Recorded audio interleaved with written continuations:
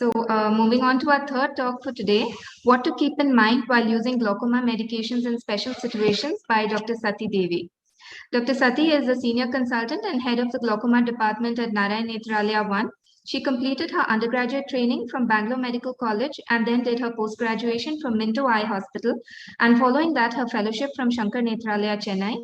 She is also actively involved in teaching programs, and several residents and fellows have received their glaucoma training under her. With over 20 years of glaucoma practice, Dr. Sati brings a wealth of experience and knowledge with her. Welcome, ma'am. Thanks, Shuruba. So I'll be talking on what we need to keep in mind while using glaucoma medications in special situations. So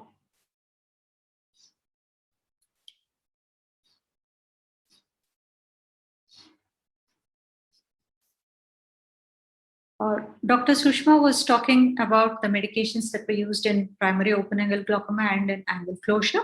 But there are certain discrete glaucomas or discrete group of patients who might require certain specific medications. So we need to use what we call directed therapy here. We are not just trying to use every drug that's available in the armamentarium. And in different situations, the first drug of choice may vary, and it's important for us to be aware of this. So coming to our first group of patients, the infants and children. So when a child with congenital or infantile glaucoma is there, we are aware that definitive treatment in these group of patients is definitely surgery.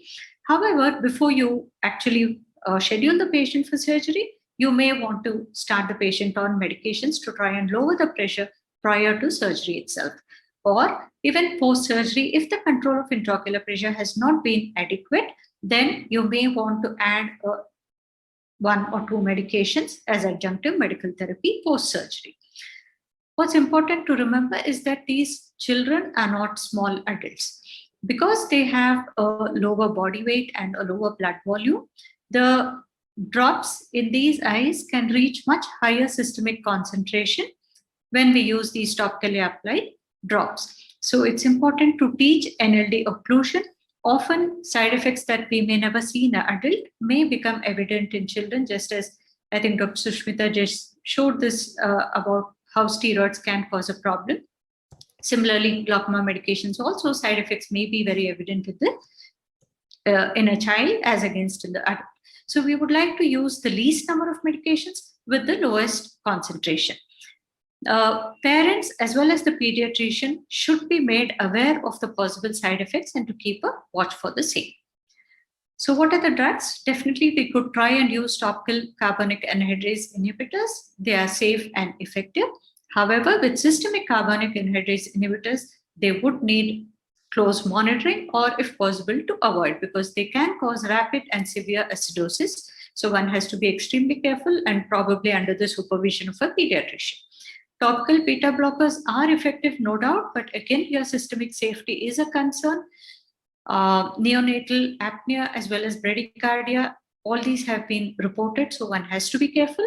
Bitoxolol, which is more selective, is safer than timolol.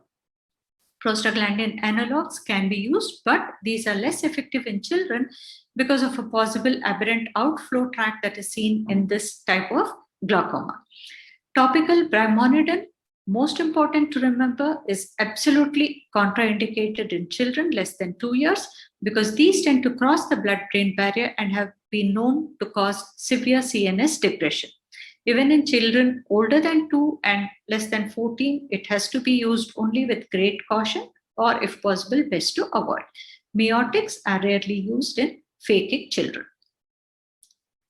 Coming to a person maybe with a juvenile glaucoma who is now pregnant, what do we do? What are the medications that we could give? So in the management of a glaucoma patient who is pregnant, one has to balance the risk to the fetus with treatment versus the risk to the mother if treatment is reduced or suspended. So the typical algorithm would be in pregnancy to probably observe. So if you're just seeing an ocular hypertensive with a pressure of 23, 24, you think that there's an option for not really treating, discs are healthy, you could wait and just observe and not put the patient on any medications. Laser trabeculoplasty is a very safe option. If none of this is sufficient to control the pressures, then we would need to look at medical management. Again, the importance of NLD occlusion in this situation. With drugs, there is the risk of teratogenicity. The drugs could interfere with the maintenance of pregnancy, and they could cause side effects in the neonate. In the event of the patient having uncontrolled severe disease, one might even want to consider incisional surgery. Of course, here you would not want to use adjunctive antifibrotic agents. So what are the drugs? We would want to avoid prostaglandin analogs in women who are pregnant and even in those who are planning pregnancy, because these are being prostaglandins can potentially cause contraction of the uterine smooth muscle. We know that the systemic concentration of these drugs are extremely small, but we are really not aware what effects they could have. And without sufficient data, it would be best to avoid these medications. Beta blockers and alpha agonists can cause serious toxicity, both respiratory and CNS depression, and hence they should be withdrawn during the last few weeks of pregnancy. Topical carbonic anhydrase inhibitors are generally well tolerated. So up to 8 months, you can give the beta blockers, you can give alpha agonists, and then in the last month of pregnancy, you would want to stop these medications. You could continue the topical carbonic anhydrase inhibitors. Pilocarpine can be given safely, but being a younger age group, we are not sure whether this can be tolerated. But if it's tolerated for some reason, if it's a pseudophakic who requires and who is able to tolerate pilocarp, then it may be given in this situation.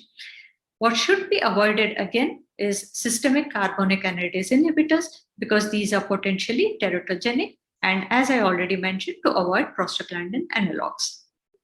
During lactation, you could continue with the topical carbonic anhydrase inhibitors, and now the prostaglandin analogs can be started. Again, pilocarpine can be safely used during lactation. Definitely to avoid beta blockers and alpha agonists, as well as systemic carbonic anhydrase, because of the risk of these drugs transmitting to the neonate through the breast milk.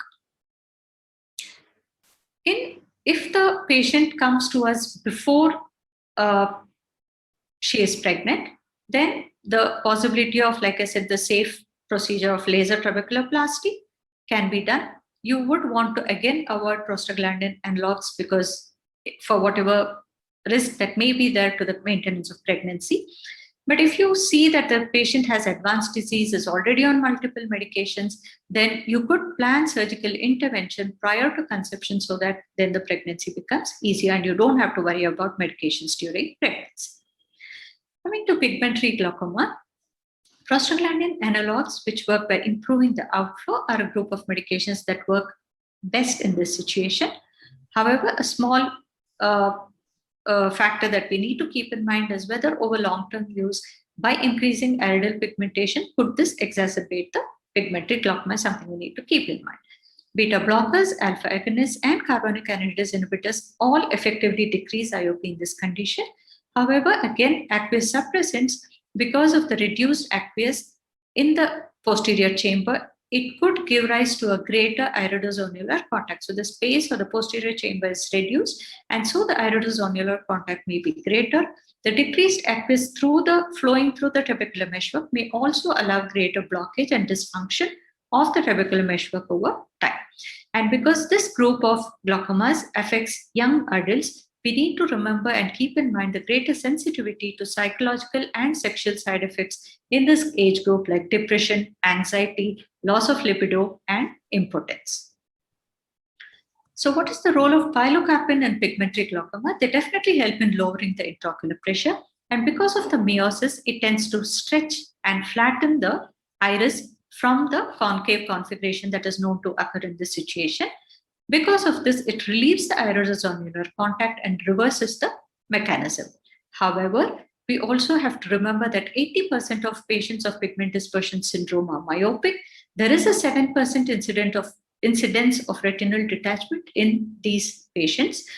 Also, lattice and breaks are more common as compared to a same degree of myopia in the unaffected population. These eyes are known to have more incidence of lattice and breaks, and hence, in the event that you would want to prescribe, peripheral retinal evaluation becomes mandatory.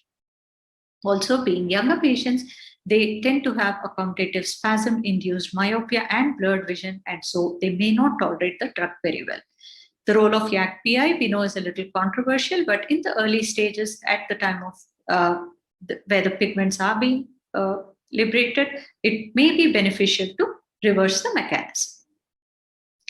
Coming to pseudoexfoliation glaucoma, prostaglandin analogs again form first line here. One could also use beta blockers and alpha agonists. Carbonic anhydrase inhibitors should be used with a little bit of caution after examining the endothelium carefully. And if you do suspect, it would be better to get a specular, because sometimes the pseudoexfoliation keratopathy can give rise to a very unhealthy endothelium in these eyes. Miotics again help because they open up the angles, they improve the outflow, they can also minimize the rubbing and the release of the pseudoexfoliation material. However, again, in many of these patients also have cataract, and with the miosis, patients may not tolerate these drugs. There is also a tendency for posterior synapse formation. The pupillary block may also be caused because of an anterior movement of the lens iris diaphragm with the pilocarpine.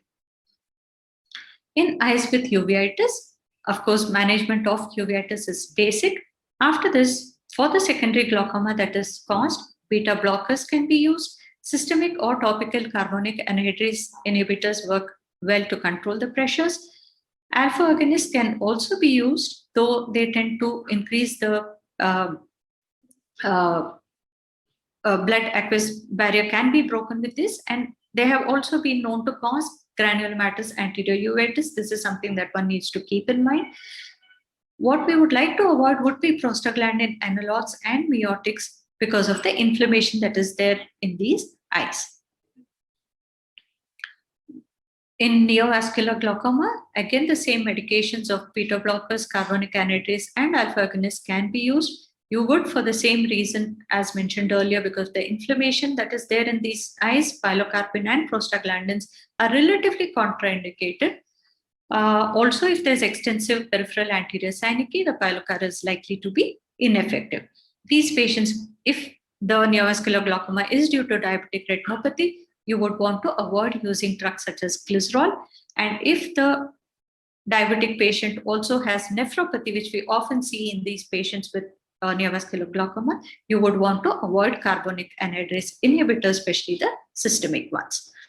And of course, the adjunctive management of early detection, managing the inflammation with steroids and cycloplegics, and treat the primary retinal pathology with PRP or anti-VEGF, and controlling the diabetes is of paramount importance. In traumatic glaucomas, beta blockers, carbonic anhydrase, and alpha agonists are used. Again, avoid drugs that can worsen the inflammation, manage inflammation with the steroids or cycloplegics. In the later stages, when the patient presents with angle recession glaucoma, here we could start with the prostaglandin analog because they work well in this set of patients. Other classes can also be used. Miotic therapy does not work very well in this situation, or sometimes it may even have a paradoxical effect on the intraocular pressure. In a post-surgical situation where a patient has undergone a penetrating keratoplasty, you would try to avoid a carbonic anhydrase inhibitor because of the negative effect of these drugs on the corneal endothelial pump function. Again, in the post-operative period, you would want to avoid pilocarpine and prostaglandin analogs. Beta blockers and alpha agonists may be tried. Systemic acetazolamide is often required, and the newer drugs, ROCK inhibitors, can work both in reducing the pressure and in helping the reducing corneal edema in these eyes. I would like to conclude by saying that glaucoma treatment must be individualized to optimally manage each patient. Choice of drugs to be guided, keeping in mind the specific type of glaucoma, the age group, and systemic risks. Measure the benefit of preservation of vision against their impact on the quality of life. Careful monitoring and avoiding potentially dangerous side effects is crucial.